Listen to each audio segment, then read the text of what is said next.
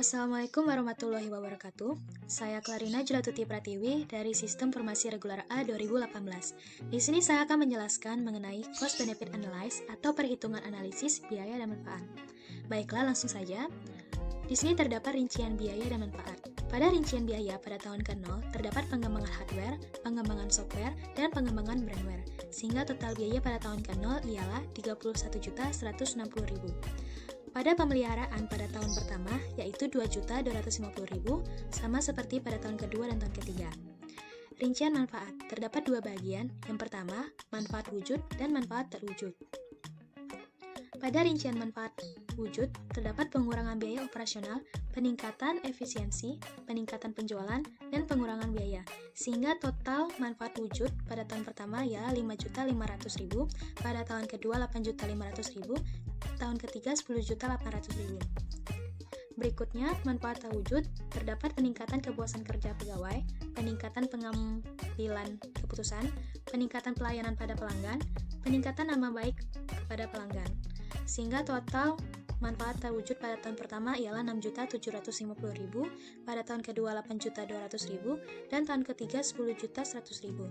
Sehingga total manfaat keseluruhan pada tahun pertama ialah 12.250.000, pada tahun kedua 16.700.000, dan tahun ketiga 20.900.000. Sehingga profit selisih total manfaat dan total biaya pada tahun pertama ialah 10 juta, tahun kedua 14.450.000, dan tahun ketiga 18.650.000. Terdapat analisis payback periode.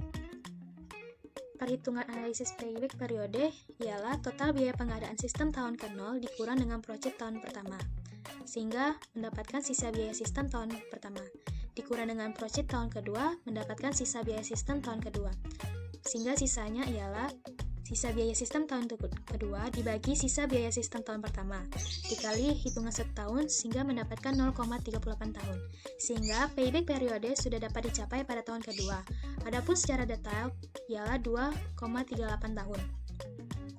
Dapat disimpulkan, apa yang ditanam pada rancangan sistem ini akan mencapai titik impas atau break-even point pada tahun 2,38 tahun. Artinya, pada tahun ketiga, perusahaan ini mulai mendapat keuntungan dari sistem tersebut.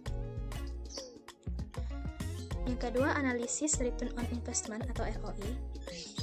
Perhitungan ROI pada sistem ini ialah biaya pengadaan sistem tahun ke-0 ditambah biaya pemeliharaan sistem tahun pertama, ditambah biaya pemeliharaan sistem tahun kedua, dan ditambah biaya pemeliharaan sistem tahun ketiga. Sehingga total biaya ialah 37.910.000.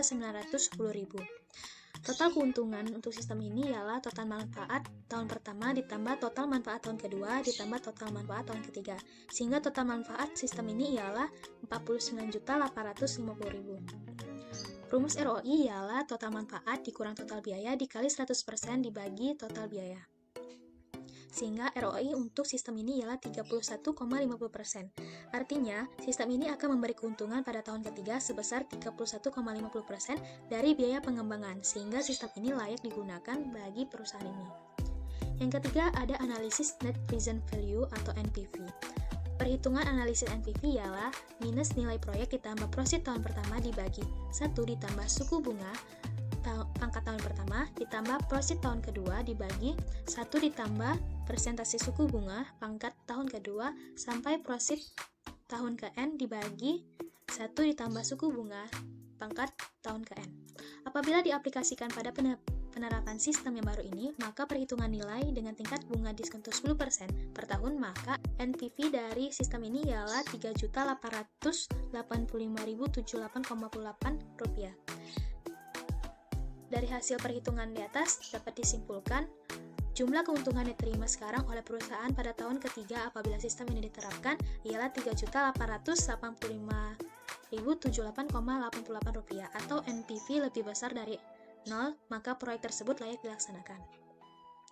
Yang keempat, metode tingkat pengembalian internal atau IRR.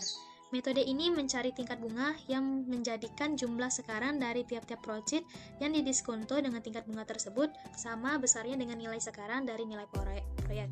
Misalnya, I1 sama dengan 10%, maka NPV 1 ialah Rp3.885.078,88 rupiah. Nilai NPV-nya positif. Dengan I2-nya 20%, maka NPV 2-nya ialah minus 1.998.348,85 rupiah dengan nilai NPV-nya negatif. Maka IRR dari sistem tersebut ialah 16,6%, artinya proyek ini akan menghasilkan keuntungan dengan tingkat bunga 16,6% per tahun. Apabila tingkat bunga pengembalian atau rate of return yang diinginkan 10% per tahun, maka IRR lebih besar dari 10%, dengan kata lain proyek dapat diterima.